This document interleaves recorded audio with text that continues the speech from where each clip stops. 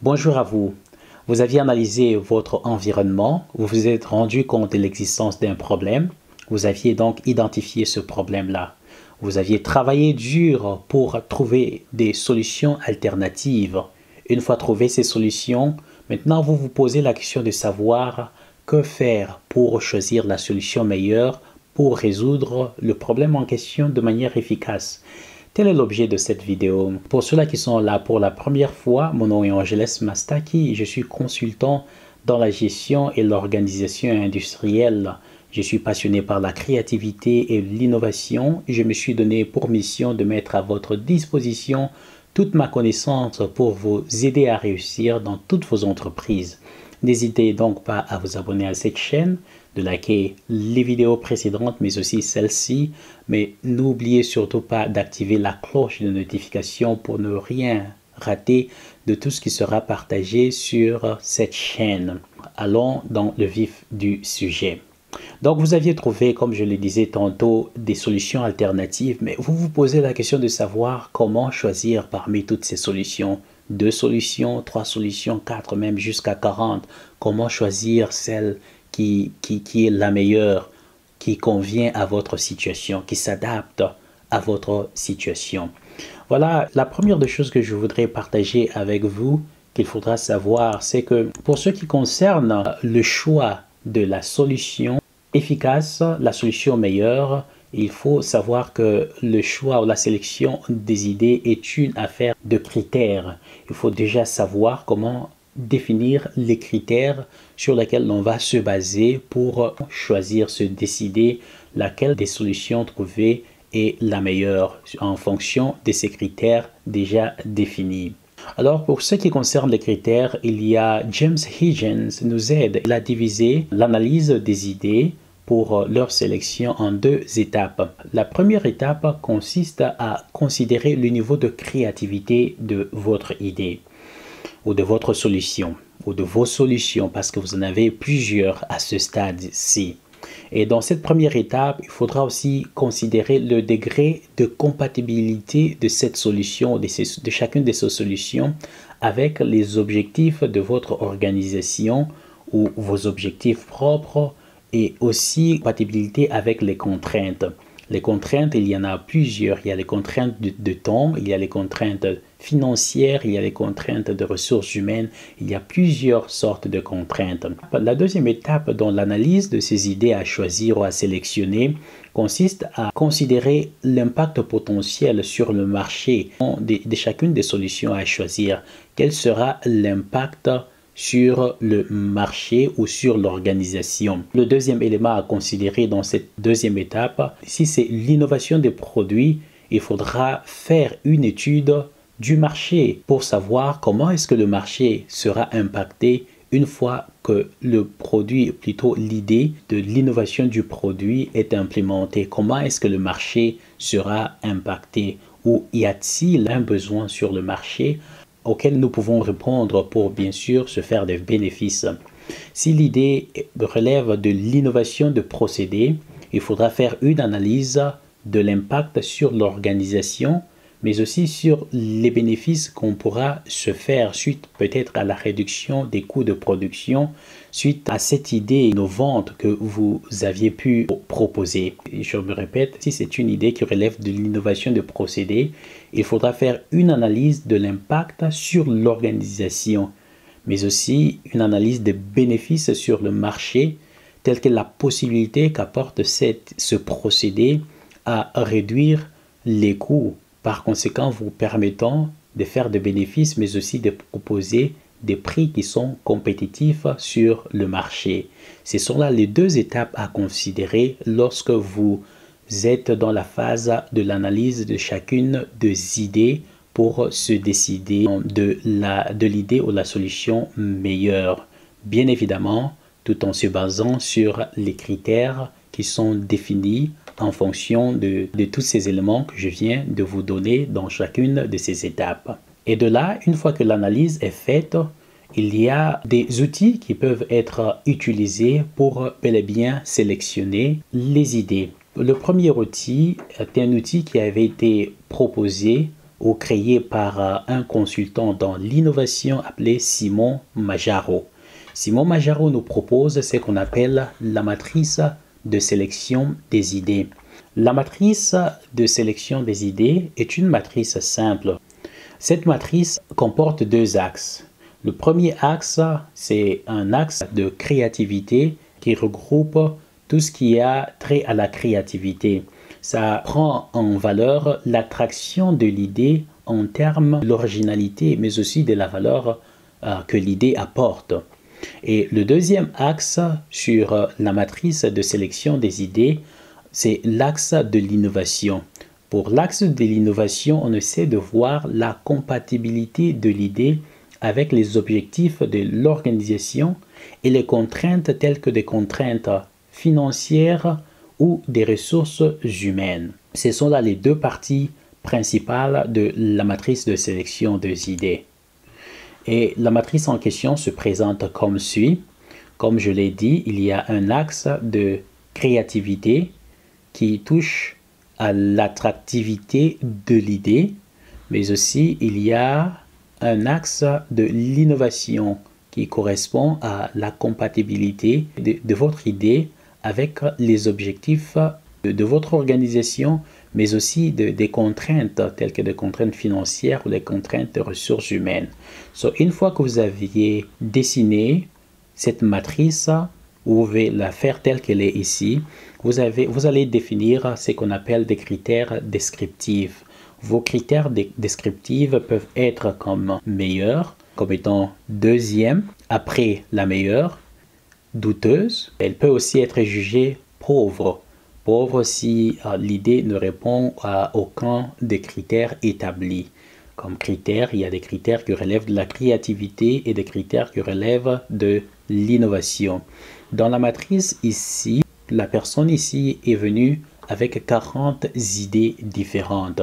Maintenant, en essayant de les placer sur la matrice de sélection des idées, on se rend compte que l'idée 4 et l'idée 16 sont là les meilleures idées. Meilleures idées parce qu'on voit très bien en termes de créativité et de l'innovation, l'idée 4 et 16 sont en tête. L'idée 21, l'idée 22 et l'idée 30 sont des idées qui sont pauvres. Et bien évidemment, sur cet axe, presque le centre, le milieu de la matrice, on se rend compte que toutes ces idées, les idées qui sont en gris, sont des idées qui peuvent être considérées comme étant douteuses. On n'est pas vraiment très sûr par rapport à leur implémentation. Peut-être on n'est pas vraiment très sûr si ce sont des idées qui sont compatibles avec les objectifs de l'organisation ou des ressources qui sont compatibles avec des contraintes des ressources humaines ou des contraintes financières. Là, ce sont des idées qui peuvent être considérées comme étant douteuses. Mais des idées en bleu, je dirais peut-être bleu clair. Ici, une fois que l'idée ici, c'est une idée qui peut être considérée comme étant deuxième après les meilleures idées. Et comme je l'ai dit, dans cet exemple, l'idée 4 et l'idée 16 peuvent être considérées comme étant des idées meilleures. Et les critères ici, ce sont des critères qui sont descriptifs. On parle des critères des idées qui sont meilleures, deuxième après meilleure, douteuses, mais aussi des idées qui sont pauvres. Si l'on veut être beaucoup plus précis, Simon Majaro a proposé un autre type de matrice de sélection. Mais avant d'en arriver, ici c'est juste une petite synthèse comme un rappel. Je vous donne un exemple tiré de Simon Majaro qui illustre un peu les critères qui peuvent être considérés comme étant des critères de créativité ou d'attraction. Et ici à droite, il nous donne des critères qui peuvent être considérés comme étant des critères de compatibilité.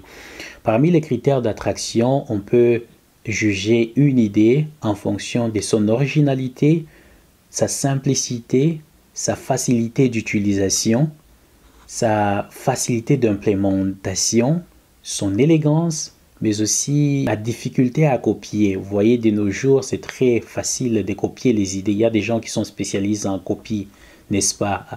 Donc, il faudra aussi juger, analyser votre idée pour savoir si c'est une idée qui est difficile à copier. Et pour ceux qui relèvent des critères de compatibilité ou des critères de l'innovation, il faudra prendre en compte plutôt la compatibilité avec les ressources humaines disponibles.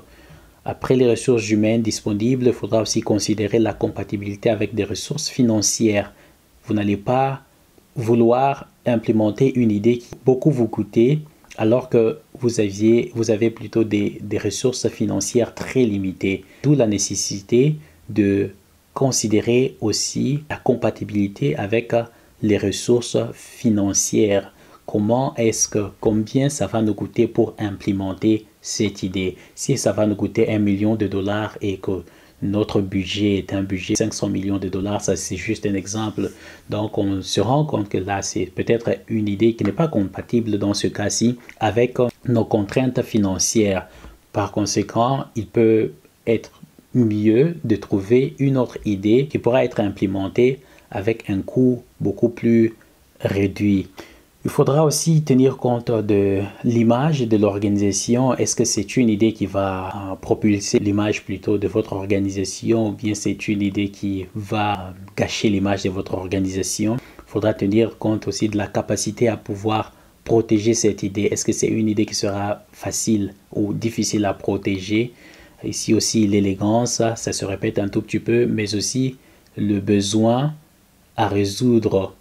Est-ce que c'est une idée qui résout exactement le problème auquel on fait face? Voilà, ce sont là quelques exemples des critères que l'on peut considérer dans le cadre de l'attraction, plutôt la créativité, mais aussi dans le cadre de la compatibilité avec les objectifs de votre organisation. Donc, une fois qu'on a adopté ce genre de critères, Majaro propose une autre matrice qu'il a considérée comme étant une matrice complexe de sélection des idées. Dans cette matrice, une fois que les critères sont établis, les critères d'attraction de l'idée, autrement dit les critères de créativité, mais aussi les critères de compatibilité. Donc, une fois que les critères qui relèvent de l'attraction de l'idée et les critères de compatibilité sont établis, ici on peut voir la liste, la facilité d'implémentation, l'originalité de l'idée, la facilité à protéger l'idée, la facilité d'utilisation, mais aussi l'acceptabilité globale de l'idée. Est-ce que c'est une idée qui sera acceptée partout dans le monde, par conséquent qui pourra être aussi facile à vendre? En ce qui concerne les critères de compatibilité, on essaie de voir la compatibilité avec les finances disponibles, la réponse qu'apporte la solution par rapport au problème en question. Est-ce que ça résout effectivement le problème auquel on fait face ou bien ça résout juste les symptômes? Il y a le critère de l'image, mais aussi la facilité à pouvoir protéger l'idée en question. Et enfin, il y a aussi l'efficacité du marketing. Est-ce que ce sera une idée qui pourra être facilement marketée, si vous permettez le terme, par conséquent, qui pourra être vendue, je dirais, facilement.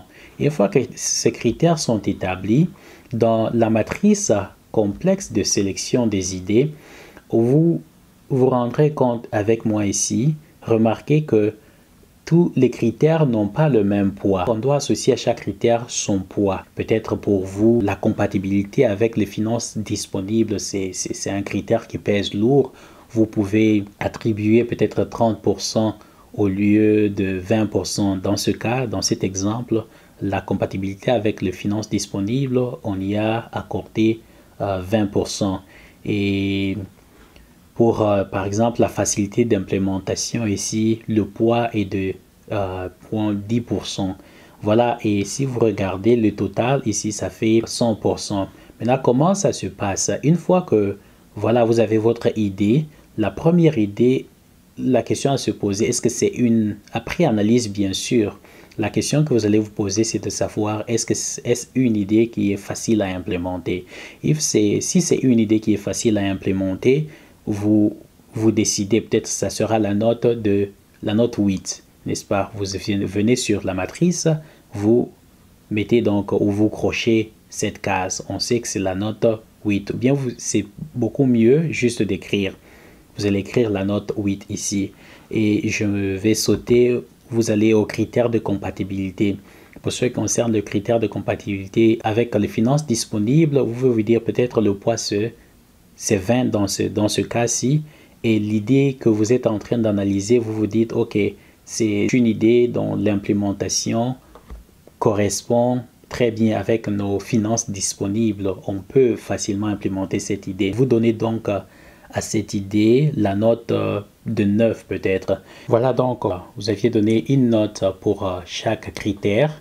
La prochaine étape consistera à multiplier le poids du critère avec la note attribuée à l'idée. Et une fois après la multiplication, vous aurez le score ici. Et par la suite, vous allez faire la somme du résultat de chaque produit ici. On peut dire ici, vous aviez, c'est juste un exemple, let's say, vous aviez dit, ok, cette idée, en termes de facilité d'implémentation, vous allez donner la note de 9. 9 multiplié par 0,1, vous allez trouver quelque chose comme 0,9. Donc, une fois que vous avez le score correspondant à chaque critère, vous allez mettre le total dans cette case. Ça, c'est la première étape. Vous allez donc le faire pour toutes les idées. Si vous avez 3 idées, c'est juste un exemple, vous allez le faire pour toutes ces 3 idées. Et une fois que vous aviez accompli cela, vous allez passer à la prochaine étape. La prochaine étape va consister à mettre chacun des résultats, chaque score, le score de chaque idée sur cette dernière matrice. On peut dire si la première idée a eu le score de 9, donc vous aurez 9 ici. Si la deuxième idée a eu un score de 6, vous aurez 6 ici. Et si la troisième idée a eu le score de 4, vous aurez donc 4 quelque part ici. Pour une idée dont le score est de 9, on voit bien que l'idée sera classée dans cette case de la matrice. Cela voudrait dire que c'est une idée qui a une grande valeur dans le sens de créativité. C'est une idée qui est attractive, c'est une idée qui répond à tous ces critères qui relèvent de la créativité, mais aussi c'est une idée qui est compatible avec les objectifs de l'organisation, mais aussi les contraintes de l'organisation aussi. Voilà, c'est là plutôt l'outil ou la technique que je souhaitais partager avec vous dans cette vidéo pour vous aider à la sélection de vos idées afin de résoudre votre problème de manière efficace. Si vous aviez une question par rapport à tout ce qu'on a couvert dans cette petite vidéo, n'hésitez pas à laisser vos questions dans les commentaires. Je vous invite à ne pas oublier de vous abonner à cette chaîne, mais aussi à ne pas oublier de liker, mais aussi d'activer la cloche de notification pour ne rien rater de tout ce qui sera partagé ici. Je vous dis donc au revoir et à la prochaine. Bye bye.